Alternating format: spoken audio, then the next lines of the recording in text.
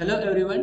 Today we will understand agriculture in Union Budget 2023 and 2024. So, guys, our Honorable Finance Minister Nirmala Sitharaman has presented annual Union Budget for 2023-24. Actually, there is a compulsion as per our constitutional article 112 that there should be an annual financial statement. In layman language we are calling it as a budget. Okay, so budget is nothing but it is a estimation of the receipt and expenditure of the government in a financial year. Okay, means कितना पैसा government को आएगा और कितना government खर्च करेगी और किस स्कीम के करेगी, है ना। कब से? 1 अप्रैल, है ना, to the end of 31 March of the following year, है ना। सो 1 अप्रैल से लेके नेक्स्ट के 31 मार्च को क्या होने वाला ये पूरा हमें कब पता चलता है, कौन से डॉक्यूमेंट में पता चलता है? That is called as budget, also known as annual financial statement as per the article 112। Okay, so इस साल का जो बजट प्रेजेंट किया है निर्मला सीतारामन जी ने, इसमें एग्रीकल्चर को क्या मिला है? देखिए, एग्रीकल्चर के लिए डिजिटल पब्लिक इंफ्रास्ट्रक्चर बनाने का उन्होंने सोचा है। ठीक है, तो ये डिजिटल पब्लिक जो इंफ्रास्ट्रक्चर है एग्रीकल्चर में, ये बहुत वेरियस एंगल में एग्रीकल्चर को हेल्प करेगा। Okay, so that will enable what? Farmer centric solution through the relevant information. इसका मतलब है एग्रीकल्चर के लिए जो जो भी इंफॉर्मेशन होती है इसमें मार्केट इंफॉर्मेशन आएगा, मार्केट इंटेलिजेंस आएगा, information related to the availability of fertiliser, availability of the pesticide, availability of the new seeds, varieties, whatever it may be. Okay, so which can help in the crop planning, है ना। जैसे कि मान लो sowing का rate क्या है, crop की health कैसी है, और फार्मर को जो इनपुट चाहिए उसके बारे में सब इंफॉर्मेशन मिलेगी। कैसे? ये डिजिटल इंफ्रास्ट्रक्चर की ओर से। देन इसमें ये क्रेडिट एंड द इंश्योरेंस के बारे में भी हेल्प हो जाएगी। जब डिजिटल इंफ्रास्ट्रक्चर बनेगा तो online availability of the credit, है ना, इंश्योरेंस से रिलेटेड जो भी कुछ स्कीम होती है उनको ऑनलाइन अप्लाई करना, उसके बेनिफिट्स ऑनलाइन लेना। Help for the crop estimation, यानी कि यील्ड कितनी आने वाली है, उसका मार्केट रेट क्या मिलेगा, ये सब कुछ हमें डिजिटल इंफ्रास्ट्रक्चर से पता चलेगा या उसकी हेल्प हो जाएगी। मार्केट इंटेलिजेंस के बारे में, मार्केट इंफॉर्मेशन के बारे में, and also supporting for the growth of the agri-tech industry and the startup with the help of this digital public infrastructure. So development of digital public infrastructure in agriculture is one of the important gain of the union budget 2023-24। ठीक है, next देखेंगे, यहाँ पे finance minister ने ये कहा है कि agriculture accelerator fund will be there, एक फंड सेटअप हो जाएगा। Okay, agriculture accelerator fund, and agriculture accelerator fund will encourage the agri startup. जो एग्रीकल्चर से रिलेटेड स्टार्टअप होते हैं ना, जैसे कि फार्मर प्रोड्यूसर कंपनीज हो सकती है, या कोई मैन्युफैक्चरिंग इंडस्ट्री हो सकती है एग्रीकल्चर बेस्ड, है ना। So that will help to the young entrepreneurs in the rural area to develop their own business, उनका एक खुद का मॉडल बनाने में उनको हेल्प हो जाएगी। Okay, this fund will aim at bringing the innovative and affordable solution for the challenges faced by the farmers। Farmer को जो भी कुछ challenges फेस कर रहा है, ये फंड का यूज करके वो इनोवेटिव सॉल्यूशंस निकालेंगे एग्री स्टार्टअप, जैसे कि बहुत सारे एप्स बनाना, कुछ इंस्ट्रूमेंट्स बनाना that will help in agriculture. Okay, it will also bringing the modern technologies to transform the agriculture practices and increasing the productivity and profitability of agriculture, है ना। In a layman language, agriculture accelerator fund will help in the that build up of the agri startup that will be innovative, है ना, वो कुछ innovation करेंगे, and that solution will be the affordable for the farmers that will take new modern technologies into agriculture and transform it and also increase the productivity of agriculture. Next gain from the union budget for agriculture is the enhancing productivity of the cotton crop। You know that cotton is a very important commercial crop in India, है ना। Most of the जो commercial crop होती है उसमें से cotton एक important है।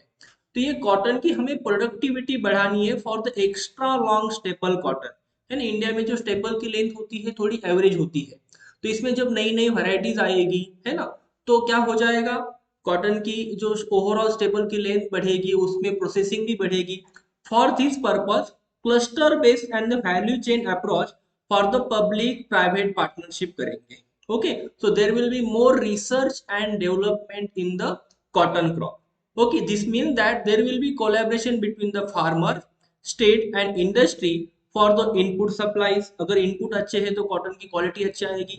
Extension services means information about how to grow the cotton, what are the best package of practice for the cotton, and how the farmer can get good market. It means that there will be a good market linkage, so farmer will boost for growing more and more cotton crop. Okay, what is the next gain from this union budget for agriculture? That is Atmanirbhar Horticultural Clean Plant Program. है ना? Clean plant means plant which is free from the diseases, having good quality. है ना? So how it is possible? By boosting the nurseries. है ना? Nurseries को boost करना, उसके साथ साथ जो planting material हो अच्छा quality provide करना.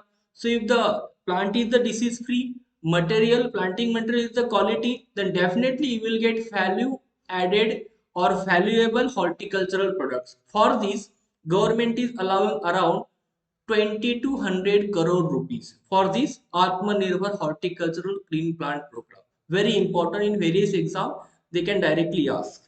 Okay, next is that Shri अन्न, ये बहुत फोकस किया गया है गवर्नमेंट ने लास्ट 3-4 मंथ से भी और बजट में भी. देखो हमारे ऑनरेबल प्राइम मिनिस्टर है नरेंद्र मोदी जी, उन्होंने क्या कहा है? India is the four front of popularising the millet whose consumption further nutrition, food security and welfare of the farmer. क्या कर रहा है ये? दैट इज मोस्ट इंपॉर्टेंट है, क्योंकि अभी रिसेंटली देखो यूनाइटेड नेशन ने क्या किया है, 2023 is declared as the International Year of Millet. That's why, and that was proposed by the India. That's why government is leading in all sense in the highest millet production में, ताकि हम क्या करेंगे, ज्यादा से ज्यादा मिलेट प्रोडक्शन में world का एक ग्लोबल हब बनेंगे. है ना? ग्लोबल मिलेट हब बनेंगे हम इसमें. Currently, we are the largest producer and the second largest exporter of the millet, Sri Anna. Okay, so now we are growing various type of millets like jawar, ragi, bajra, kuttu, then ramdana, then kangni, kutki. These are the local names of the various type of millets. Okay, these millets have various health benefits. Okay, and that is the integral part of our country or our country's food basket from the centuries. But nowadays because of growth of staple food like rice, wheat, ये थोड़ा पीछे रह गए थे, अब इनको थोड़ा boost मिलेगा. सो इंडिया को अगर हमें ग्लोबल हब बनाना है श्री अन्न में, that is in the millet में.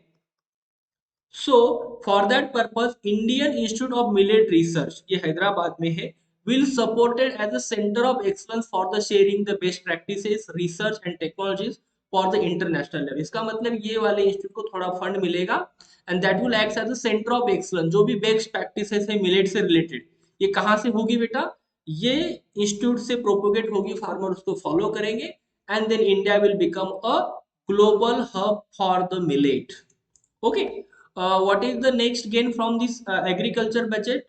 So budget in the agriculture, that is agriculture credit target, है ना? ये 20 लाख करोड़ दे रहा है किस स्कीम के लिए? For animal husbandry, dairy and fishery के लिए. है ना? कॉमनली हर साल कुछ ना कुछ अलोकेशन होता है, उसी तरह से ये हमारा एनिमल हस्बेंडरी, डेयरी और फिशरी के लिए बजट मिला है. वेरियस स्कीम चलती है ये डिपार्टमेंट के तहत, तो इसमें ये बजट थोड़ा डिवाइड हो जाएगा. सो देखो ये फिशरीज के लिए पर्टिकुलर देखो, पीएम मत्स्य संपदा जो स्कीम है ना, इसमें 6000 करोड़ को फर्दर ऐड किया जाएगा and that will enable activities of the fisherman, fish vendors, micro and small enterprises, improve the value chain efficiencies and expand the market. है ना? मार्केट एक्सपांशन में भी ये हेल्प करेगा ओवरऑल. ठीक है. सो कॉपरेशन में देखो, cooperation is the backbone of Indian agriculture. है ना? तो कोऑपरेटिव सेक्टर में भी बहुत सारा गेन मिला है इस बजट से. पर्टिकुलरली देखो स्मॉल एंड मार्जिनल फार्मर जो है एंड अदर मार्जिनल सेक्शन है गवर्नमेंट के, इनको प्रमोट किया जाएगा. Okay, for the cooperative based economic development model से. Okay, that's why ministry of cooperation is coming up with the vision और दैट इज सहकार से समृद्धि. है ना?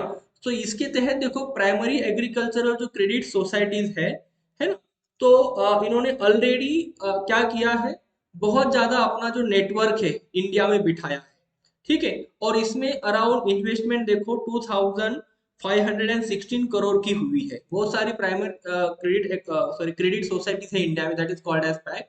ओके, इनके लिए एक मॉडल बायलॉ बनाया जाएगा।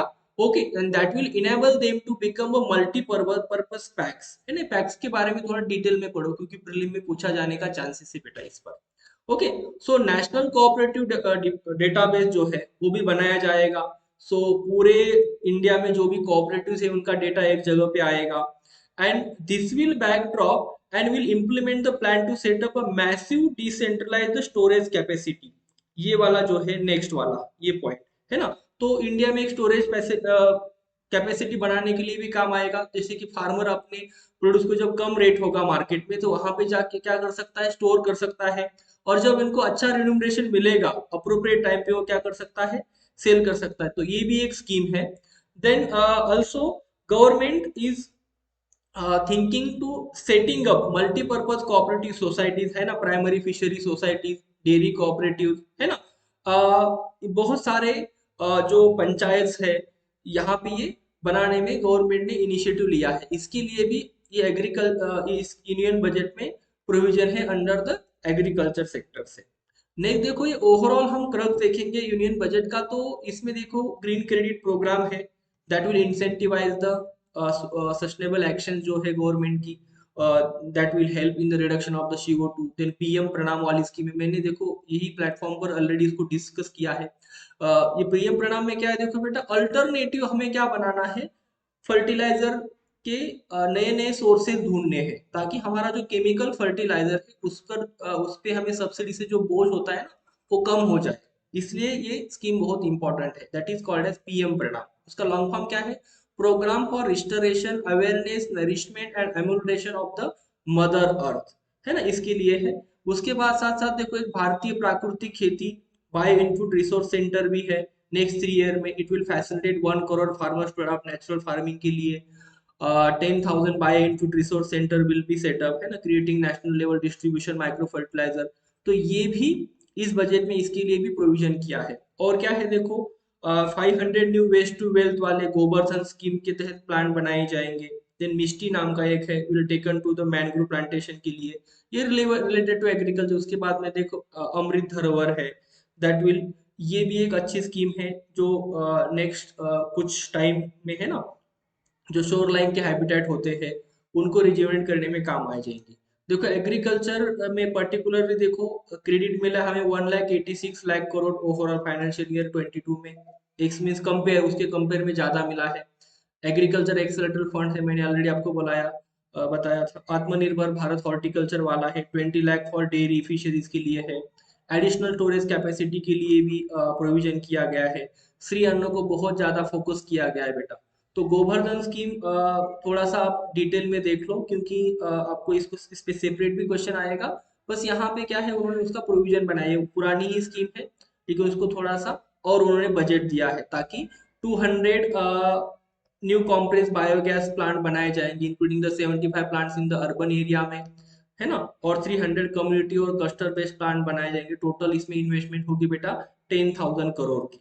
ओके, इन ड्यू कोर्स देखो 5% the compressed biogas mandate will be introduced to all organization marketing natural biogas के लिए उनको बताया जाएगा कि आप ये इतना यूज करो at least 5%। So for collection of the biomass and distribution of the biomanure appropriate physical support will be provided, है ना। सो इन शॉर्टली क्या है कि एग्रीकल्चर को एक अच्छा गेन मिला है बेटा इस साल के बजट में। हम एक बार रिवाइज करेंगे तो आपको पता चलेगा। First, public digital public infrastructure को बनाना, उसके साथ साथ एग्रीकल्चर एक्सेलरेटर फंड है, इसके तहत बहुत सारे नए एग्री स्टार्टअप बनेंगे। Enhancing the productivity for the cotton के लिए भी बजट में प्रोविजन किया गया है। आत्मनिर्भर हॉर्टिकल्चर के लिए भी प्लान है। उसके साथ साथ ग्लोबल हब बनाना है मिलेट्स का इंडिया को, तो उसके लिए बहुत सारे प्रोविजन किए हैं। Particularly Indian institute of millet research जो हैदराबाद में, देखो लास्ट टाइम इकरी सेट पे क्वेश्चन पूछा था, है ना। ये दोनों भी हैदराबाद में, इस बार ये आप याद करो कि किस लिए काम करता है, कब इसका एस्टेब्लिशमेंट हुआ है। इनकी वेबसाइट थोड़ा विजिट करो, आपको हेल्प हो जाएगी प्रीलिम्स में। देन एग्रीकल्चर क्रेडिट फंड है जो कि 20 लाख करोड़ का है। तो नॉर्मल हर साल जैसा ही है कि एनिमल हस्बेंड्री डेयरी को थोड़ा बांटा जाएगा। और ये फिशरमैन वेंडर को हेल्प करेगा। ठीक है, कॉपरेशन में भी अच्छा किया है यहाँ पर, पर्टिकुलरली पैक्स के लिए, है ना। एक स्टोरेज फैसिलिटी भी बनाई जाएगी। और this is all the summary of this today's session. Thank you, see you in the next session.